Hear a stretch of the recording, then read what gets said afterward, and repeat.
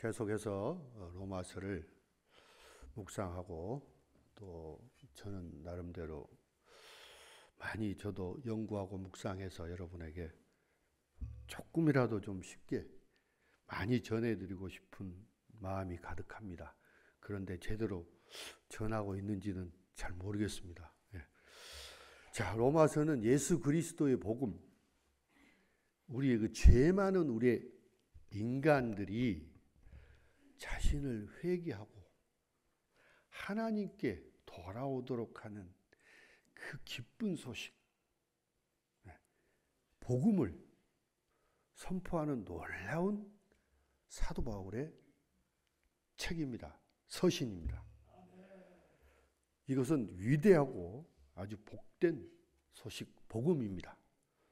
복음은 모든 믿는 자에게 구원을 가져다주는 하나님의 능력입니다.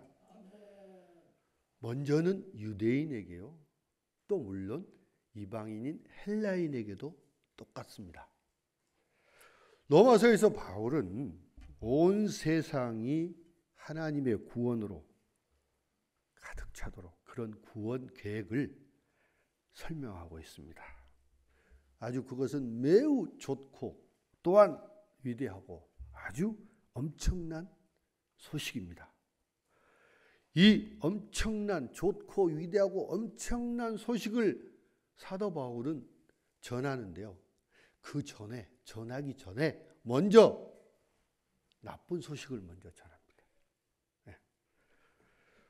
바울은 먼저 모든 사람은, 유대인도 마찬가지고 모든 사람은 하나님의 정죄 아래에 있고 또 모든 사람은 죄 가운데 속해 있고 또 그들은 맹렬한 하나님의 진노 아래 놓여 있다는 것을 분명히 말씀하고 있습니다. 기쁜 소식, 복음을 전하기 이전에 나쁜 소식. 왜 나쁜 소식을 전하죠?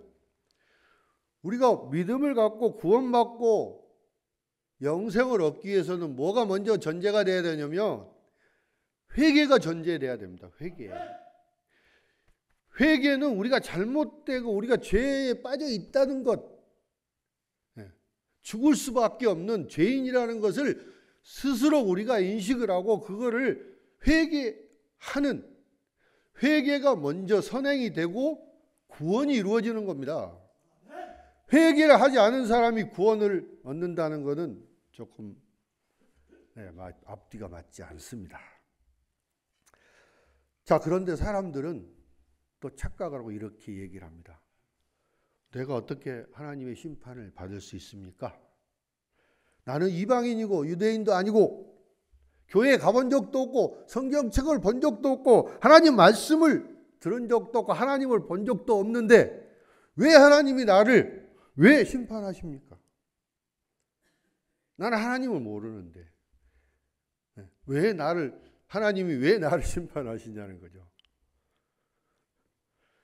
아마 이방인들, 특히 하나님을 모르고 모른다고 합시다.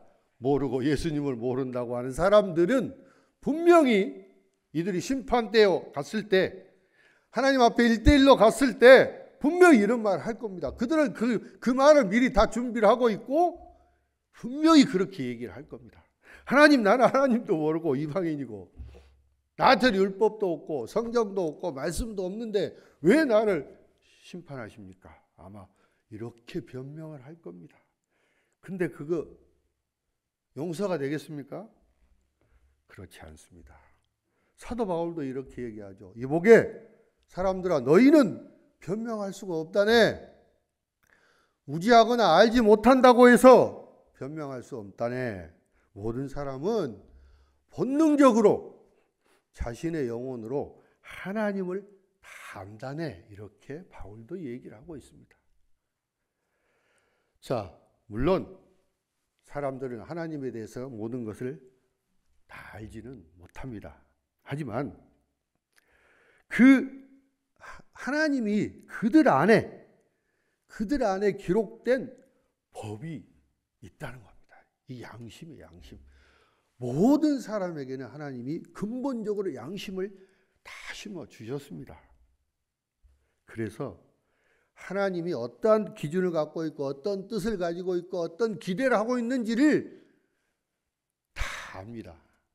다 알고 있다는 겁니다. 그래서 사도 바울이 과감히 이렇게 아주 명철한 심판자처럼 사람들아, 너희들은 하나님 앞에 다 유죄다, 이렇게 선언을 합니다. 바울을 우리는 이방인의 사도라고 부릅니다. 바울이 이방인들을, 그러니까 전 세계의 모든 사람들에게 복음을 전하고 전도해서 그들을 구원하기 위해서 사명을 받은 사도 바울인데, 그래서 이방인의 사도라고 다 그렇게 얘기하고 있고, 심지어 신학자들 뭐 다 그렇게 얘기를 합니다. 그런데 사도 바울이 이방인들만 골라서 말씀을 전하는 것은 아닙니다. 오히려 이 바울의 메시지는 유대인들을 위한 것이라고 할 수 있습니다. 앞에 1장에서는 물론 이방인들에 대해서 말씀을 합니다.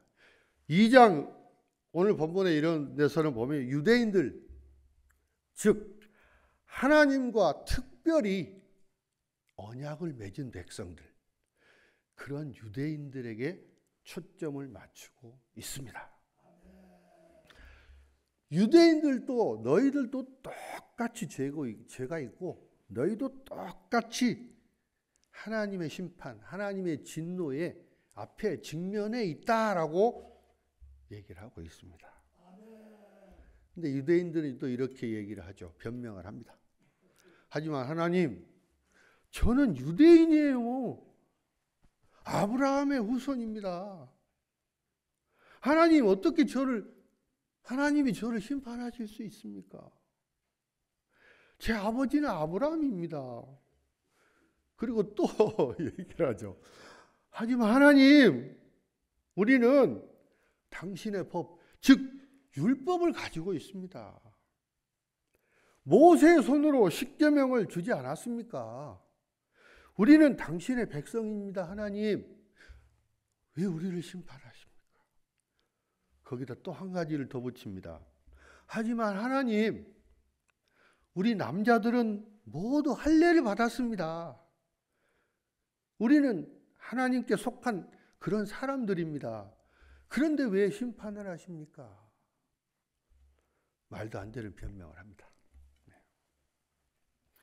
자, 오늘 말씀의 제목은 이방인의 사도라고 하는 사도 바울이 유대인들을 보니까 너무나 이 모양새 꼴이 말이 아니에요. 그래서 그들을 깨우치기 위해서 말씀을 하고 있습니다. 그래서 유대인의 착각과 위선이라고 제가 제목을 붙였습니다. 자, 오늘은 말씀 세 가지만 딱 하도록 하겠습니다. 첫 번째는 유대인은 도대체 그들이 누구인데 그렇게 교만한가? 도대체 왜 유대인들이 교만한가? 두 번째, 도대체 그들이 갖고 있다는 율법은 뭔가? 하나님이 주셨다는 율법이 뭔데? 세 번째, 할례가 무엇인데? 할례는 도대체 뭐 하는 것인데 할례 받았다고 하나님이 심판을 면하려고 하냐는 거죠. 유대인은 누굽니까? 유대인은 원래 유대 지역에 사는 사람들, 즉 민족을 말합니다. 성경 이야기에 보면은 조상인 아브라함, 또 그의 아들 이삭, 그리고 이삭의 아들 야곱, 그리고 가나안 땅에 살았던 모계인 사라, 리브가, 레아, 라헬, 이런 성경의 족장들에부터 유대인들이 이렇게 파생이 됩니다. 물론 그들의 조상인 아브라함은 하나님을 알지 못했습니다. 하나님을 찾지 못했는데 먼저 하나님께서 아브라함을 선택을 하십니다. 그리고 그에게 새로운 언약 관계를 맺었고, 그 언약으로 인해서 아브라함은 가나안 땅과 아주 무수한 많은 자손들을 약속받았습니다. 모세를 통해 또한 그는 이스라엘 백성을 이집트에서 해방을 시키셨고요. 시내산에서 율법을 주어서 계약의 의무를 부과했습니다. 그리고 그들을 약속의 땅으로 인도하셨습니다. 자, 그런데 이 하나님이 택한 백성, 이 유대인들이 그만 교만에 빠지고 말았습니다. 유대인은 율법 관계를 통해서 그들이 지식이나 진리 이런 것들 근본적으로 아주 잘 알고 있고 이방인들을 우리는 충분히 가르칠 수 있다라고 착각을 하고 있습니다. 많은 유대인들은 율법에 의지해서 여호와의 관계를 자랑하고 율법으로부터 가르침을 받았기 때문에 그 근본적인 뜻과 원리와 지식을 잘 안다는 겁니다. 그런 자부심이 굉장히 많았습니다. 그리고 유대인들은 자신을 유대인이라고 부르면서 아주 자랑스럽게 여겼고 율법에 의지해서 하나님과의 관계를 또한 자랑을 했습니다. 또 그들은 율법을 따라서 교육을 받았기 때문에 하나님의 뜻을 잘 알고 도덕적으로 또는 영적으로 아주 우수하다고 우월하다고 착각에 빠져 있는 것입니다. 많은 유대인들은 율법에 있는 지식을 잘 알기 때문에 세상에서 자기들이 세상의 모든 중재자와 또는 모든 교육적인 그런 역할을 자기들이 다 수행할 수 있다고 착각을 하고 있던 것입니다. 많은 유대인들이 자신들이 눈먼 자들을 인도하는 자라고 착각을 합니다. 많은 유대인들이 자신들이 어둠 속에 있는 자들에게 우리가 빛이다 라고 착각을 하고 있는 것입니다. 또한 많은 유대인들이 율법에 있는 지식이나 원리, 뜻을, 진리 이런 걸 잘 알기 때문에 어리석은 자들을 가르치고 어린아이들을 가르치는 선생이라고 착각을 하고 있었던 것입니다. 자, 이렇게 착각에 빠진 유대인들은 스스로 이제 위선에 빠지게 됩니다. 위선에 빠져서 율법의 가르침을 그들은 스스로는 따르지도 않았고요.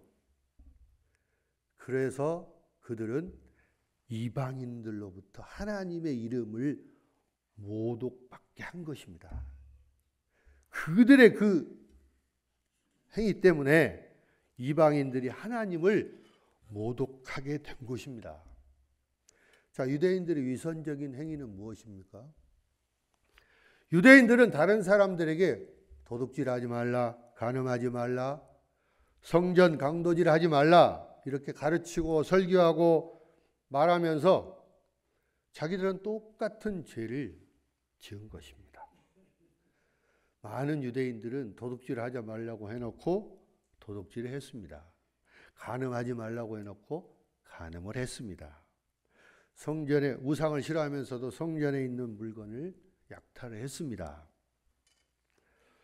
그들은 이러한 그 종교적인 유산이나 또는 지식, 율법, 이 어둠 속에 있는 사람들을 가르치고 계몽하는 능력에 있어서 아주 매우 교만에 빠져 있었던 것입니다. 자, 오늘날 많은 그리스도인들도 똑같은 죄를 지었습니다. 우리는 성경을 알고 하나님의 뜻을 알고 다른 사람들을 인도하고 다른 사람들을 가르칠 수 있다고 착각합니다.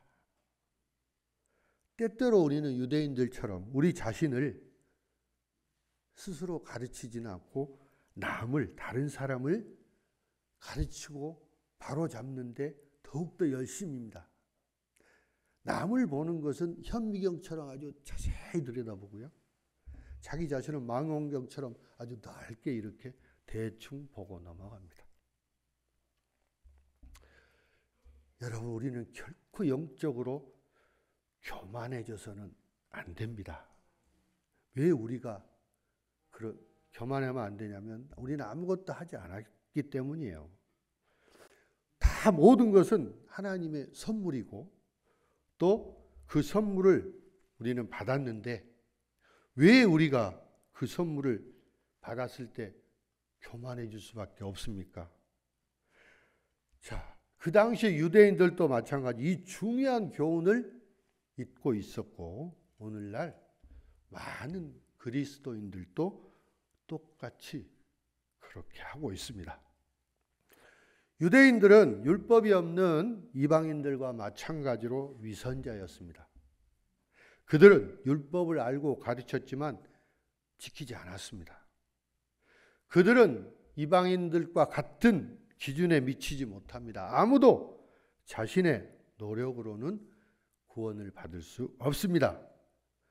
자, 이스라엘이 위선적이었다는 것은 눈먼 자를 인도하는 대신에 그들은 자기 스스로가 눈이 멀었습니다. 세상을 가르치는 대신에 그들은 하나님께 가르침을 받아야 했습니다. 그리고 하나님께서 그들에게 하라고 의도하신 일을 그들은 하지 않았습니다. 이스라엘은 모세의 율법을 어김으로써 하나님을 모독했습니다. 여러분, 율법의 목적은 무엇입니까? 십계명의 목적이 무엇입니까? 우리가 율법, 십계명을 지킬 수 없다 하면 하나님께서 왜 우리에게 십계명을 주셨습니까? 하나님께서 왜 유대인들에게 시내산에서 율법을 주셨겠습니까?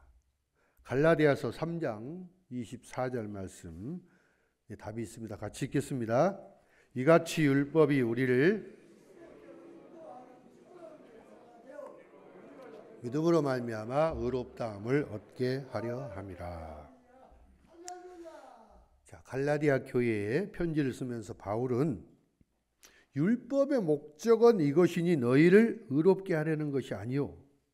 율법의 목적은 우리의 몽학 선생, 즉 초등교사죠. 초등교사 몽학 선생이라고 하는데 우리를 그리스도께 인도해서 믿음으로 의롭게 하려는 것입니다. 율법으로 우리를 의롭게 하려는 것이 아니고 율법을 통해서 우리를 그리스도께 인도해서 의롭게 하려고 하는데 율법의 목적이 있는 것입니다. 자, 율법의 목적은 초등교사, 몽학 선생이 되는 것입니다. 몽학 선생은 그리스어로는 파이다고고스라고 하는 말인데요. 이 말은 부유한 집 가정에 고용돼서 그 부자의 아들을 징계하고 인도하는 노예를 말합니다. 아마 개인교사 아니면 유모 정도 아마 되지 않을까 싶습니다. 유모는 엄마나 아빠가 너무 바빠서 누군가를 고용해서 개인적으로 아이를 훈련시키고 또 징계하기도 합니다. 그리고 그 아이가 어느 정도 성장을 하면 학교에 보낼 때까지 그때까지만 교육을 하고 훈련하고 그 역할을 다 넘겨버립니다. 자, 바울은 율법이 바로 우리의 유모, 즉 몽학선생, 초등교사라는 겁니다. 율법은 우리를 인도해서 예수 그리스도께로 인도해서 의롭게 만드는 그런 역할만 하는 것이 바로 율법입니다. 율법을 통해서 우리가 의롭게 되는 것이 아니고 율법은 우리를 예수 그리스도로 인도하는 것인데요. 자, 먼저 율법은 죄를 깨닫게 해줍니다. 율법을 통해서 사람들은 죄를 깨닫게 되고요. 그 다음에 죄를 깨닫게 되면은 그 다음에는 반드시 심판을 받는다는 그 두려움을 느끼게 하는 것입니다.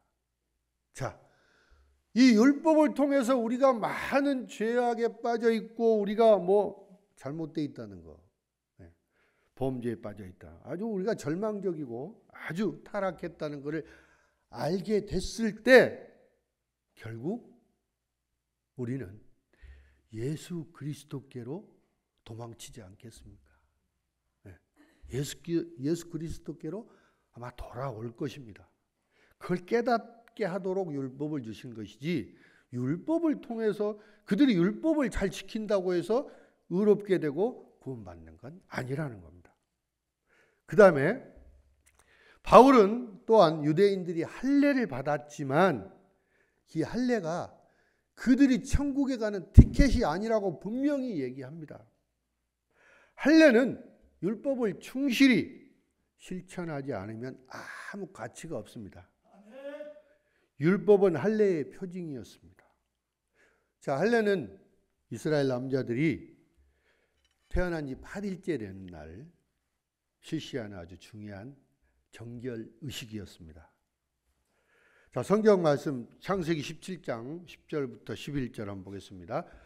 너희 중 남자는 다 할례를 받으라. 이것이 나와 너희와 너희 후손 사이에 지킬 내 언약이니라. 너희는 포피를 베어라. 이것이 나와 너희 사이의 언약의 표정이니라. 또 13절에 너희 집에서 난 자든지 너희 돈으로 산 자든지 할례를 받아야 하리니 이에 내 언약이 너희 살에 있어 영원한 언약이 되려니와. 할례는 하나님의 백성이 되었다는 그 언약의 표시이고 그 유대인들의 몸에 새겨진 흔적입니다. 할례는 나는 내 하나님이 되고 너는 내 백성이다 라고 하는 증표이고 상징이고 표시입니다. 할례는 우리를 지옥에서 구한다라고 유대인들은 알고 있습니다. 랍비들이 그렇게 이제 가르쳤죠. 그들은 하나님께서 아브라함에게 할례를 받은 사람은 지옥에 보내지 않을 것이라고 맹세하셨다고 합니다. 자, 아브라함이 지옥문 앞에서 앉아서 할례를 받은 이스라엘 사람들을 결코 지옥에 들여보내지 않는다고 얘기하는 겁니다. 그 방법은 어떻게 했을까요? 자, 지금부터 바지를 내린다, 실시! 뭐 이렇게 했을까요? 그래서 네, 검사를 해서 할례를 받은 사람은 이렇게 했을까요? 자, 이런 랍비들의 잘못된 가르침에 그들은 그걸 굳게 믿고 있었던 것입니다. 하지만 할례를 가지고 그들은 안전하고 구원이 절대 결코 있을 수가 없습니다. 율법 전체를 다 지켜야 됩니다. 그렇지 않으면 아무 효과가 없는 것입니다. 여러분, 결혼 반지를 끼고 있는 사람이 바람을 피우면 그 결혼 반지는 도대체 무슨 의미가 있습니까? 갈라디아서 5장 3절 말씀입니다. 내가 할례를 받은 각 사람에게 다시 증언하노니 그는 율법 전체를 행할 의무를 가지죠. 율법 전체를 다 행해야지 되는 거지 할례 받았다고 해서 심판을 면하는 건 아니라는 겁니다. 오늘날에도 아마 우리 예성교단은 헌화식이 있습니다. 헌화식. 어린 아이들이 태어나면 헌화식. 앞으로 기독교식으로 아이들을 잘 교육하고 잘 양육하겠다라는 그런 이제 부모들의 맹세죠. 근데 일부 교회들, 아마 많은 교회들이 유아 세례를 합니다. 유아 세례. 유아 세례는 어떤 교단은 태어난 지 100일 이전에 또는 2년 이내에 아이들에게 물 세례를 줍니다. 자, 아이들이 유아 세례 받으면 구원을 받을까요? 그건 아닙니다. 할례하고 똑같은 겁니다. 할례하고. 똑같은. 할례를 받았다고 해서, 유아 세례를 받았다고 해서 어떤 영혼도 구원받지 못하고 아마 앞으로도 구원을 받지 못할 것입니다. 자, 26절 한번 보겠습니다. 26절. 그런즉 무할례자가 율법의 규례를 지키면 그 무할례를 할례와 같이 여기실 것이 아니냐. 자, 바울은 모세 율법을 어기면 할례 받지 않는 이방인과 똑같이 된다고 말씀하고 있습니다. 바울은 할례 자체가 아무것도 보장하지 못하는 데에는 다 그 이유가 있다고 말합니다. 참된 종교는 무엇보다도 마음 또는 속 사람의 문제입니다. 할례가 이스라엘의 언약 공동체에 속한다는 표시인 것은 분명하지만 그것은 단지 표시일 뿐입니다. 할례는 마음의 할례가 필요한 겁니다. 영적 할례가 필요한 겁니다. 율법 조문에 있는 것이 아니라 영에 의한 것입니다. 할례는 약속에 따른 것입니다. 여러분, 구원은 믿음으로만 오고 순종을 통해서 증명이 됩니다. 자, 할례가 당시에 구원할 수 없었던 것처럼 우리가 세례받았다고 또 교회를 잘 다닌다고 금식한다고 열심히 기도한다고 성경책을 많이 읽는다고 뭐 복음을 전한다고 찬양을 잘한다고 교제에 잘 참석한다고 이것도 구원을 받을 수 있는 그런 것이 아닙니다. 믿음으로 구원을 받는 것입니다. 자, 11절 말씀 보면 이는 하나님께서 외모로 사람을 취하지 아니하심이라. 사람은 겉모습을 보지만 하나님은 우리의 마음을 보십니다. 참된 할례는 마음의 할례입니다. 마음의 할례. 하나님께 구별되고 하나님께 헌신된 그런 마음입니다. 세례도 마찬가지입니다. 세례는 아무도 구원하지 못합니다. 참된 세례는 마음의 할례입니다. 마음의 할례. 우리의 옛 자아는 죄로 인해서 죽고 우리는 새롭고 변화된 그런 삶을 살아야 되는 것입니다. 자, 어떤 어렸을 때부터 고아가 있었습니다. 이 고아는 혼자 살았기 때문에 각종 못된 짓, 사기도 치고 또한 훔치고 온갖 그런 죄 가운데 살았습니다. 그러면서도 겉으로는 위장을 합니다. 나는 그렇게 하지 않았다. 나는 바르게 살았다. 이렇게 위장을 합니다. 그런데 아버지를 만나게 됩니다. 아버지를 찾게 되었어요. 그래서 이제는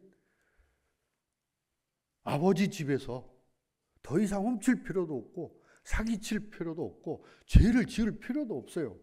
근데도 옛날 버릇 때문에 나쁜 짓을 계속 하게 됩니다.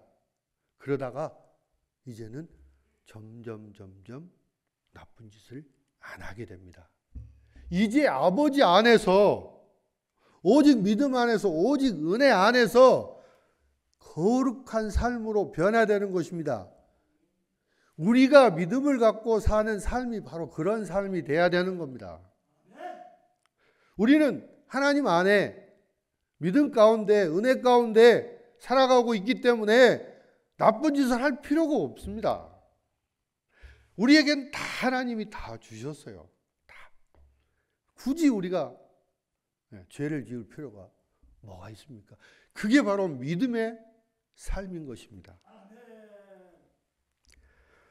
자, 말씀을 정리하겠습니다. 여러분, 하나님은 의로우신 분이십니다. 죄를 지어 죽을 사람에게도 은혜를 베푸시는 분이 바로 우리 하나님이십니다. 아담과 하와가 죄를 지었을 때도 하나님은 그들을 용서하여 주셨습니다. 또한 노아 홍수 이후에 하나님을 대적해서 바벨탑을 쌓은 그들 사람들도 하나님은 살려주셨습니다. 하나님은 인류를 구원하시기 위해서 아브라함을 선택하고 부르셨습니다. 하나님께서 부르신 아브라함은 큰 민족을 이뤘고 그들이 바로 유대인입니다. 유대 민족입니다.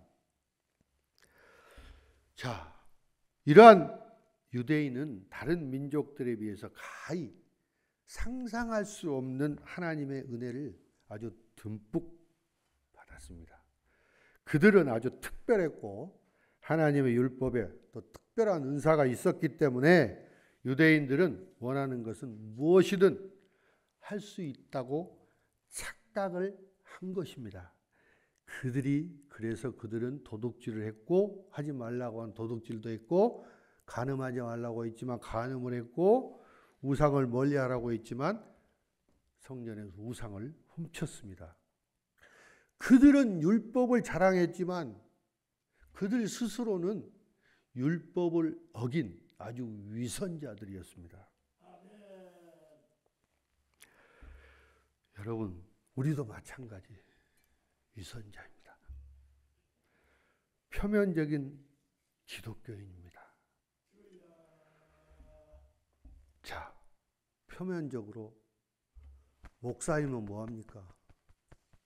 표면적으로 장로, 권사이면 뭐합니까? 네. 여러분, 우리 성도님들은 광야 같은 이 세상에서 전도하느라고 복음 전하느라고 얼마나 힘들게 열심히 삽니까? 근데 목사, 장로는 그냥 거룩한 척 아무 일도 안 하고 있습니다. 네. 자, 우리가 그리스도의 마음을 가지고 사느냐? 그리스도의 사역을 따라서 사느냐? 자, 우리가 만약에 기독교인인데 비기독교인 것처럼 살아간다면 누가 예수님을 믿겠습니까? 누가 교회에 나오겠습니까? 오히려 나에게 복음이 더 필요한 거구나. 복음은 나에게 필요한 거구나. 먼저 내가 복음대로 살아야 되겠다. 이걸 먼저 자기가 깨달아야 되겠죠. 그죠? 자, 예수님을 알면서 어떻게 우리가 그렇게 살 수 있습니까? 심지어 사랑하는 부인을 욕되게 살 수 있습니까? 부모님을 욕되게 우리가 살 수 있습니까? 하나님을 욕되게 우리가 하나님을 알고 예수님을 안다고 하면서 어떻게 욕되게 살 수 있겠습니까? 그리스도를 드러내는 삶, 그런 삶이 필요한 거죠. 그리스도의 향기가 나와야 됩니다. 향기가 나야 됩니다. 자, 여러분, 얼마나 많은 사람들이 자기 자신을 돌아보고 우리가 정말 축복받는 사람이다라고 깨닫고 있는지 한번 생각을 해보십시오. 우리는 구원을 받았는데 아무 대가 없이 값없이 하나님이 주신 선물, 구원을 받은 겁니다. 혈통이나 가문이나 율법이나 전통이나 이런 걸로 인해서 우리가 구원을 받은 것이 아닙니다. 구원은 오직 예수 그리스도 안에서만 찾을 수 있습니다. 요한일서 5장 11절부터 12절 말씀 한번 보겠습니다. 또 증거는 이것이니 하나님이 우리에게 영생을 주신 것과 이 생명이 그의 아들 안에 있는 그것이라. 아들이 있는 자에게는 생명이 있고 하나님의 아들이 없는 자에게는 생명이 없느니라. 예수께서는 죽으시려고 오셨고 우리의 죄를 대신해서 그 대가를 치르셨습니다. 율법은 우리를 그분에게 인도해서 예수 그리스도 안에서 소망과 구원을 찾을 수 있게 하는 것입니다. 자, 믿음은 체험이나 느낌이 아닙니다. 나는 기도하면서 아주 뜨거운 눈물을 체험을 했어요. 나는 꿈에서 예수님을 봤어요. 나는 환상을 봤어요. 사람들은 전도해서 교회로 데리고 옵니다. 근데 왜 데리고 옵니까? 교회로? 교회에 와서 복음을 듣고 믿으라고 데리고 온 것이죠. 그렇죠? 그래서 물론 전도하면서 가능하면 복음을 직접 전하는 것도 좋은 방법입니다. 그리고 교회 강단에서는 목사님들은 항상 복음을 전해야 됩니다. 모든 설교에서 복음이 전해져야 합니다. 우리는 믿음으로 구원을 받습니다. 길이요 진리요 생명이신 예수님을 믿으면 우리는 구원을 받습니다. 자, 믿음은 하나님의 선물입니다. 믿음은 누구에게나 값없이 주어지는 은혜이지만 나의 프리윌, 자유의지로 믿어야 하는 것입니다. 여러분 구원 받으셨습니까? 아멘. 받으셨습니까? 네, 이 로마서를 계속 보다 보면 다음에 이제 구원이 어떻게 받는 건지, 정말 내가 구원을 받았는지 아마 그 해답을 찾게 되실 것입니다. 그때까지 여러분 그 구원받은 그 마음을 아주 잘 간직하시기 바랍니다. 자, 여러분 오직 예수 그리스도의 믿음으로 구원을 받을 수 있다는 확신을 가지고 그리스도께 나오는 우리 모든 성도들, 축복받는 성도들이 다 되시기를 주님의 이름으로 축원합니다.